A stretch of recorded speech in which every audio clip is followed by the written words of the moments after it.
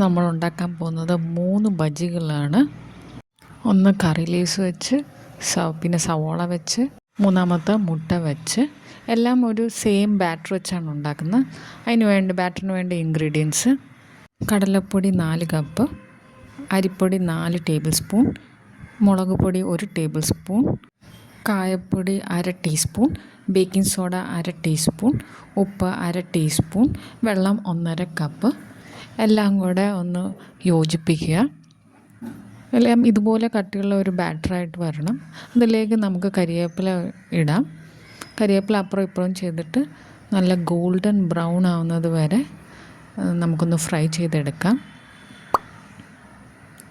ഇനിയിപ്പോൾ ഇത് മറിച്ചിട്ടൊന്ന് കൊടുത്ത് നല്ല ഗോൾഡൻ ബ്രൗൺ ആവുമ്പോൾ നമുക്കെടുക്കാം.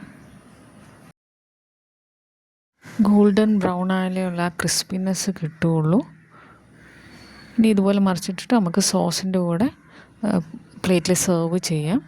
നല്ല ക്രിസ്പിയാണ്.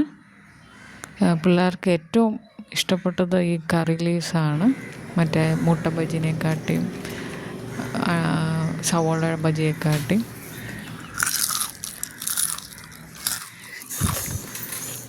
ഒരു പുഴുങ്ങിയ മുട്ട എടുക്കാം. അത് ഈ സെയിം ബാറ്ററിൽ തന്നെ നമുക്ക് ഡിപ്പ് ചെയ്ത് ഇനി ഫ്രൈ ചെയ്യാം. നല്ല ചൂട് ആയ എണ്ണയിൽ വേണം ഇത് വറുത്തെടുക്കാൻ.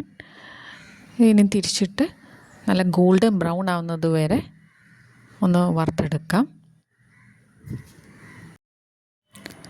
ഗോൾഡൻ ബ്രൗൺ ആകുമ്പോൾ നമുക്കിനി ഇത് പ്ലേറ്റിൽ സെർവ് ചെയ്യാം സോസിൻ്റെ കൂടെയോ.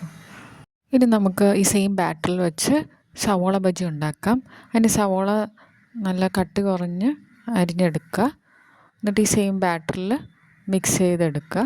നല്ല ചൂടോടെയുള്ള എണ്ണയിൽ ഇത് ഇടുക.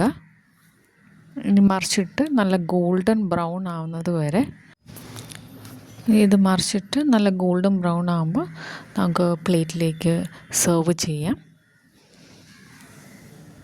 നമുക്ക് സോസിൻ്റെ കൂടെയോ ചമ്മന്തിയുടെ കൂടെയോ ഒക്കെ സെർവ് ചെയ്യാം.